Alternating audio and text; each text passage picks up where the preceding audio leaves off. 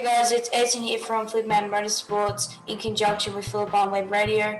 Thanks to everyone who's been following the episode so far. It's been fun hearing other people's journeys in grassroots racing. Today we have a driver who's 21 years old. He's been racing since 2004. He's Asian Formula Renault vice champion. He's won in Formula 4. Formula 4. I'm pretty sure. Formula 4. Yep. In 2016. And you're going to be in F1 soon, and it's Bruno Carneiro. So, really excited to speak to you about your motorsport journey, and thanks so much for taking out the time of your busy schedule to speak to me.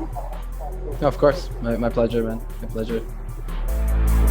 First off, I would like to ask you, how old were you when you started racing, and who or what inspired you to start? I started racing when I was 4.5 years old with karts. Growing up, just always around the motorsports and stuff, so I always loved it. My racing idol and hero, though, is Ayrton Senna. It's pretty basic, but I love him. Just the image and persona he gave off. Definitely the reason why I fought as hard as I did through my racing career, just to keep pushing. So definitely my idol there. Yeah, so Ayrton Senna is also my idol. One, because I have his name, and two, is he was a really good racer. Yeah, I'm a bit jealous of you, by the way. I kind of wish I had your name, but, you know. Yeah, I like my name. I'm one of them people which wouldn't want my name changed. So who did your parents help you start racing, and what did you start in, like karting? What sort of kart did you have? Yeah, my parents helped with support. My dad still helps me, not financial necessarily, but just supporting me, like, you know, you can do it, kind of stuff like that, and going after sponsors. And my dad to this day helps a lot with going after sponsors or making videos and stuff and promotional things to kind of promote me as a driver in my career. So it's been helpful in that sense, obviously. So without him, it would be impossible. But the person that really helped me and how I got really started into it was my dad used to work at a restaurant called 𝘍𝘰𝘳𝘴, which you guys probably see me promoting a bunch. It's a Brazilian steakhouse in Salt Lake City, where I live in Utah. So your parents helped you get into racing, and how long did you do karting for? Yeah, so my parents helped me just with the promotional side of things and kind of growing my name and stuff. And then as far as financial, it really started off with 𝘍𝘰𝘳𝘴, who I said was my main sponsor. My dad used to work for 𝘍𝘰𝘳𝘴, doing promotion and marketing and stuff, and I would go to the restaurant with him when he was working and stuff, just because that was like daycare.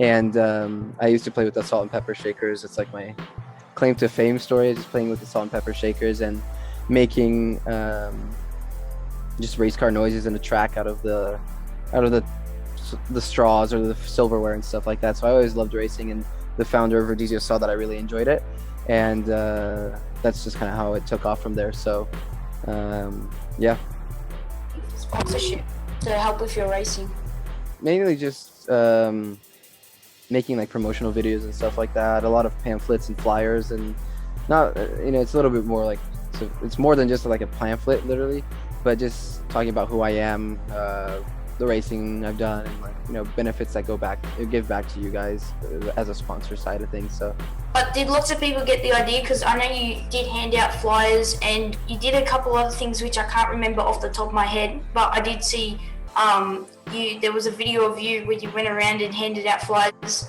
knocking on people's doors. So yeah, did many people jump on board? Did many people like the idea of it? There are some different aspects of it. The main way that I've raised money, other than just sponsorship, but just by myself, was selling certificates to 𝘍𝘰𝘳𝘴𝘳, which is that restaurant. From in that sense, I had a lot of rejection with people like not buying certificates and stuff like that.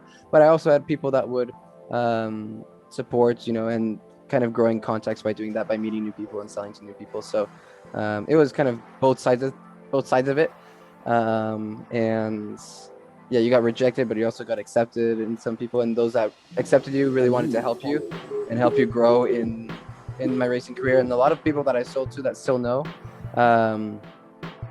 still support me, maybe on Facebook with nice words or whatever it may be. So yeah, you kind of get a lot of people did catch on because I was really young and they wanted to help me out. But then there was a lot of people that would just tell me no and tell me to go away, to the point of I was selling certificates to a lady once, and she opened the door with a gun in her hand, like, get off my property kind of stuff. So there's like a mix of both things, you know. So but most people were supportive and wanted to help me. You just want to quickly shout out your current sponsors? I mean, Rodizio Grill is the main one that I keep talking about, but it's definitely my primary sponsor and that have helped me the most. I have 𝘍𝘢𝘢. I don't have any logos with me right now, but 𝘍𝘢𝘢, he's been helping me a lot. I've been able to coach him, and in return has been like helping me getting into racing and stuff. And other than that, Arai Helmet supports me. I have K1 that I use on my streams and when I race. It's all the race suits and gloves and things like that. And then throughout the season, like, I'll get a new sponsor or I'll lose a sponsor or whatnot, just if they can't financially support it that year, or if the market that I'm racing in doesn't work out, if that makes sense. You've done a lot in Asia. I know you're very popular over there.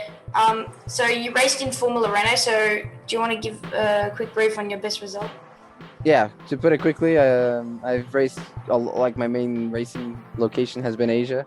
I got invited to race Formula 4 in China, and from there I kind of went on. Formula 4 in China, Formula 3 in Japan, and then Asian Formula Renault, like you said. So I just got invited to go race over in China, and that's kind of where it started off. So yeah, and then just Formula Renault is kind of where I capped it off, and that's where we financially ran out of money, which is the big issue. And now I'm just back in the States, so. You're obviously streaming sim racing now. I'm sorry that I've interrupted your stream. No, you're good. Yeah, but so for the viewers, Bruno does a bit of streaming on iRacing and a couple other games. Did COVID impact the racing that you did last year? And was iRacing a great tool to keep you practicing? Yeah, for sure. COVID definitely took a toll, just because, one, events were cut down, so I couldn't race as much. I was working as a coach last year for driving coaching. And because the events were cut down, there weren't as many for me to go to. There wasn't a need for a coach because there wasn't any racing in some senses. So it was difficult in that sense. My main sponsor took a big financial hit. It's a restaurant. It's hard to make money during COVID because you can't go out, you know. So makes it tricky in that sense.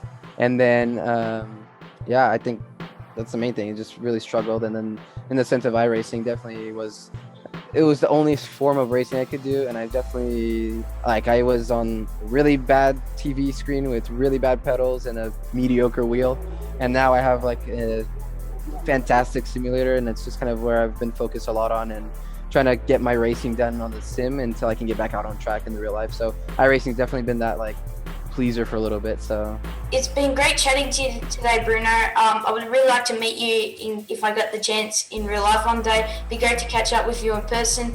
It's been awesome speaking to you. Good luck with your racing in 2021. I hope you get some race wins. Thanks for everyone for listening or watching, and remember, drive fast, take chances on the track, of course.